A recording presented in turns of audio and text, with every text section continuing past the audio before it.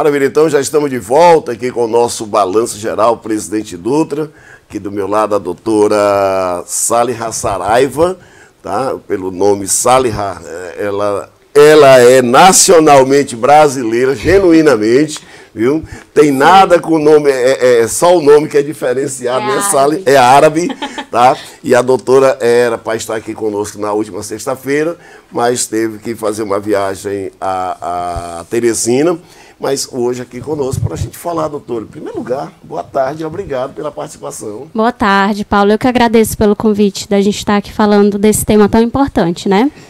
Esse tema tão importante, para quem não sabe, é uma lei federal que foi criada, a Lei 9.970/00, tá? Que é a do combate, tá? À exploração sexual de crianças e adolescentes. E aí ontem, dia 18, foi o Faça Bonito. Veja, você está vestido aqui, né? 25 anos já do Faça Bonito. 25 anos que foi escolhida essa data, né? A data. A data do 18 de maio foi escolhida em homenagem a Araceli. O caso Araceli foi muito famoso, aconteceu em 18 de maio de 1973, se não me engano. Ela foi uma garotinha de 8 anos que foi sequestrada, sofreu abusos e morreu de maneira violenta. E, infelizmente, até hoje, nenhum dos acusados, né, foram punidos. Se não me engano, é Santa Catarina? Eu não lembro agora. Também parece que é do Paraná, esse caso da Araceli. Isso, mas foi muito conhecido, né, no Brasil. Muito. E aí essa data foi escolhida em homenagem a ela, né, e para a gente lembrar das atrocidades que já aconteceram contra crianças e adolescentes e que acontecem ainda, né. E por isso que a gente ainda precisa falar, ainda precisa discutir em sociedade as soluções desse problema que existe, que é o abuso e a exploração sexual de crianças e adolescentes. Doutora, a senhora, para quem não sabe, a Saliha, doutora, é psicóloga, tá? Psicóloga que está trabalhando para o município de Presidente Dutra. Eu trabalho no CREAS de Presidente Dutra, isso. Né? Essa questão, qual o significado, na verdade, qual o objetivo da campanha? Pronto, o 18 de maio, né, a campanha do 18 de maio, apesar que o dia foi ontem, durante todo o mês a gente trabalha o Maio Laranja, né, que é um mês de mobilização, sensibilização da sociedade, para que a gente jogue luz a esse tema, porque é um tema que ainda é muito tabu na sociedade, né? As pessoas ainda têm receio de falar sobre, mas só falando sobre o problema que a gente pode achar a solução, que a gente pode incentivar as pessoas a denunciarem, né, abusos, qualquer suspeita que você tiver de um abuso sexual, de exploração sexual, que a gente sabe que acontece. E aí, a gente, tanto da assistência social quanto o Conselho Tutelar, apoiados pela Prefeitura, nós estamos trabalhando durante todo esse mês com palestras nas escolas, com palestras em todos os locais que somos convidados, né, nos institutos, falando sobre o combate ao abuso e exploração sexual infantil, levando a educação sexual para as crianças e adolescentes também, que é muito importante, porque elas precisam aprender a se proteger, né?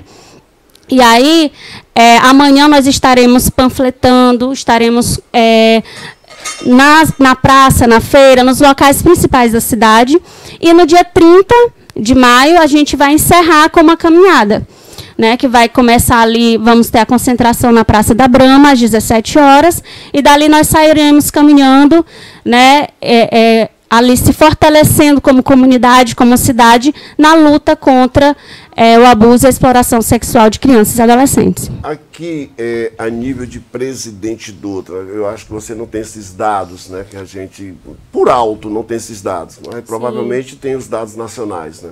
A gente tem alguns dados nacionais, por exemplo, que a cada hora, 13 crianças e adolescentes são vítimas de algum tipo de abuso, de violência. Por ano, são em torno de 115 mil adolescentes e crianças que sofrem algum tipo de abuso e de violência. Então, é um problema que é gigantesco. Tem outro dado também muito importante, que fala de a cada 5 crianças, uma sofre abuso sexual. Além disso, cerca de 80% são meninas e cerca de 70% dos casos são dentro de casa. E aí entra uma questão, né, que a gente sabe de tantos casos, mas esse crime ainda é muito subnotificado, que significa que o que a gente sabe, o que é denunciado ainda é menos do que o que acontece. porque como acontece muito dentro da família, né, ou por pessoas conhecidas, a gente sabe que a maioria são pessoas conhecidas ou parentes da vítima, isso acaba sendo abafado. Ou, às vezes, a criança não entende o que aconteceu e só vai denunciar anos depois, né, porque ela não teve uma educação sexual, não entendeu, ou então fica com vergonha, com medo de ser punida.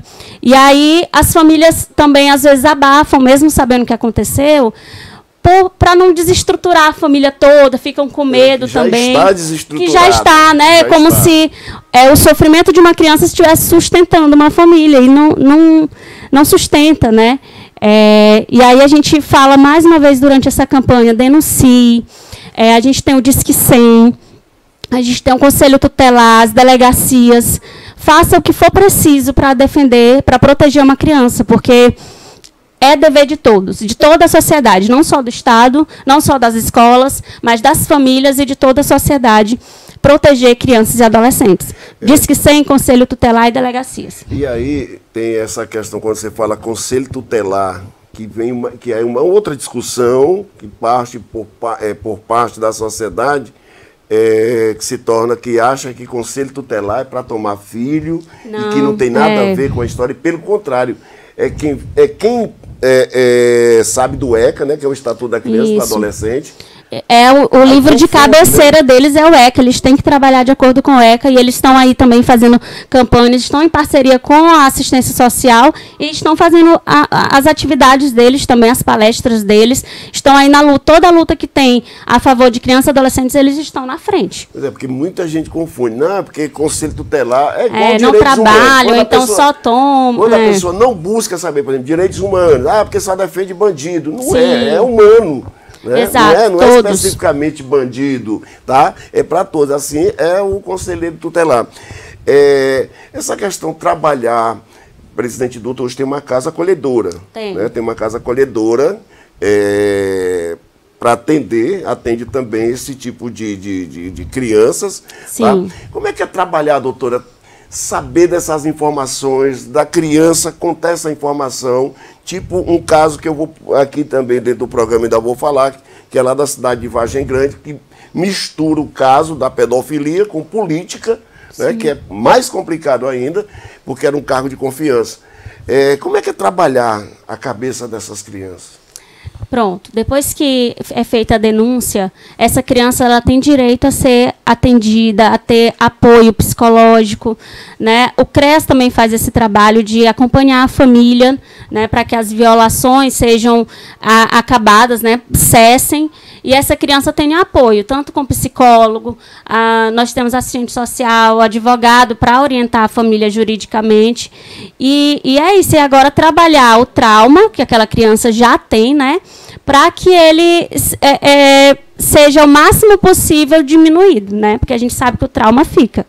Mas que aquela criança tendo apoio e tendo tratamento, né, ela pode diminuir aquele trauma dela e ela continuar tendo uma vida, né, tranquila. A senhora falou uma questão aí, que quando a criança ela sofre esse abuso, tá? Vamos criar aqui uma idade fictícia, 9 anos de idade, mas aí ela só foi falar depois dos 16, 17 anos. Acontece muito, porque às vezes, ou porque ela não entendeu, depois, a gente sabe até de muitas histórias de crianças que entenderam que estavam sofrendo algum abuso a partir das palestras que são feitas nas escolas, por exemplo.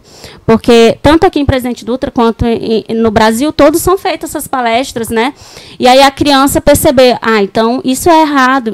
Será que tal pessoa me tocou de uma forma inadequada? Agora eu entendo, né?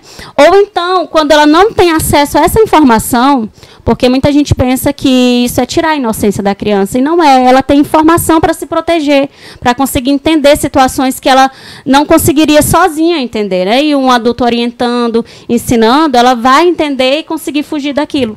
E aí, às vezes, a criança, mesmo entendendo, pode ficar com vergonha.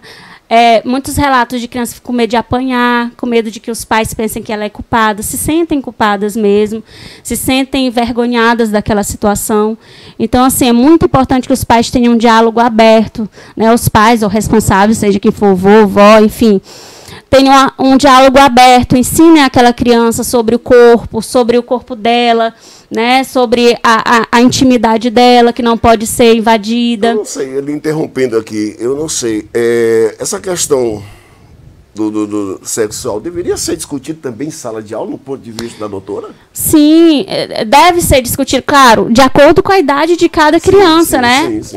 As crianças menores, por exemplo, a gente costuma trabalhar a questão do semáforo do toque, né? Que a gente vai ensinando onde é que pode ser tocado, por quem que pode ser tocado. Um abraço pode? Pode. As crianças falam, pode, mas depende. É alguém que você conhece, é alguém que você tem afeto, né? Não é qualquer estranho da rua. E aí você vai ensinando esses limites para a criança, ensinando o que é adequado e o que não é inadequado, e ela vai sabendo identificar, ela vai contar, olha, tal pessoa fez assim, mamãe, ou papai, ou quem for, ou até para um professor, professora, né? E eu não gostei, não foi legal. E aí a gente vai descobrindo essas coisas às vezes antes que piore, né? Antes que aconteça algo pior. Então, assim, é muito importante ser trabalhado, sim, nas escolas, de acordo, claro, com a faixa etária, de acordo com o limite de conhecimento da criança, né? O que ela pode falar. Se coloca nessa questão do parente pode, e geralmente quem abusa é o parente. Exato. Aí, mas vamos trabalhar dentro da... Não vamos falar na escola, é a família que vai trabalhar esse assunto. Mas e aí, se acontece dentro da família? Então, assim, é complicado, né? Às vezes, a escola ela também tem esse dever de proteger as crianças e de dar conhecimento para as crianças. Então, ela não pode se omitir disso, dizer, não vamos falar disso. Pô, deixa só as famílias. Não é assim que funciona. Então, as escolas, e a gente vê, muitas vezes, quando a gente vai fazer as palestras nas escolas aqui, que já foi trabalhado muita coisa. Então, as escolas aqui em Presidente Dutra estão trabalhando o semáforo do toque, estão trabalhando várias questões com as crianças. Elas estão bem informadas e isso é bom. Eu vou pedir para a doutora, Zé, a matéria, enquanto você prepara aquela matéria lá do blog, só para reforçar aqui a história do caso Araceli, né? Fui buscar aqui, Vitória, Espírito Santo, 18 de maio de 73, tá? 8 anos de idade, assassinada, né? Seu corpo foi encontrado 6 dias depois, desfigurada, tá? Por ácido e com marca de violência e abuso sexual. Os principais suspeitos, Paulo Constantino Rila e Dantas de Barros Michelin, o Dantinho. E aí, pertencente a famílias influentes lá do estado do Espírito Santo, não é Santa Catarina, é Espírito Santo, tá? Foram condenados pelo crime em 80 a 18 e 5 anos de reclusão, respectivamente. Mas a sentença foi anulada em novo julgamento. Em 91, os réus foram absolvidos por extensivos relaxes do processo. Em 2000, o Congresso Nacional instituiu o Dia Nacional de Combate ao Abuso e Exploração Sexual de Crianças e Adolescentes, na data da morte da Araceli Cabreira Sanches Crespo, 8 anos de idade, violentada. E aí, ninguém foi punido até hoje. Né? Ninguém foi punido até hoje. E aqui, doutora, só um minutinho para a gente dar continuidade ao nosso papo, eu vou aqui para a tela, é que uma matéria do blog do Sidney Costa, lá da cidade de Vargem Grande, chantagem, tá, Sidney Costa, chantagem e extorsão seria os motivos de Preto e Thaís Mesquita manter denunciado por pedofilia em cargo de confiança em Vargem Grande? Vou ler o que está na matéria. Vamos aqui. Pode subir. Prefeito Preto, né, e a secretária municipal de saúde e presidente do Conselho de Secretários do município de saúde do Maranhão, COSEMS, Thaís Mesquita, doutora Thaís, que é advogada, silenciaram total sobre o caso que envolve o coordenador municipal de vigilância sanitária, Carlindo Diniz Farias, denunciado pelo Ministério Público pelo crime de pedofilia praticado contra 2 menores da família da ex-esposa. Tá? Carlindo foi investigado pela Polícia Civil de Vargem Grande, que após conclusão do inquérito encaminhou para o Judiciário.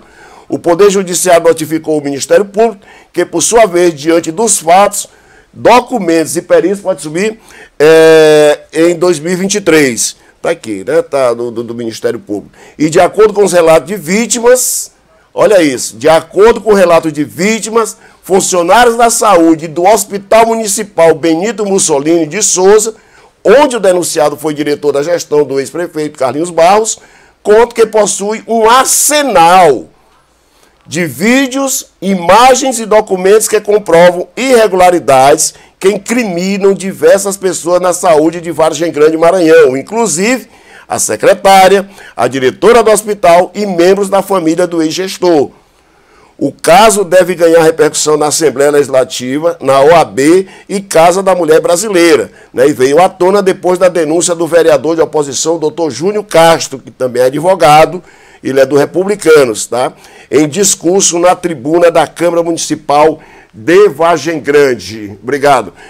E é isso. Então, esse fato, tá, de pedofilia, cargo de confiança, acabei de ficar sabendo que ele foi afastado do cargo, mas abafaram o caso, né?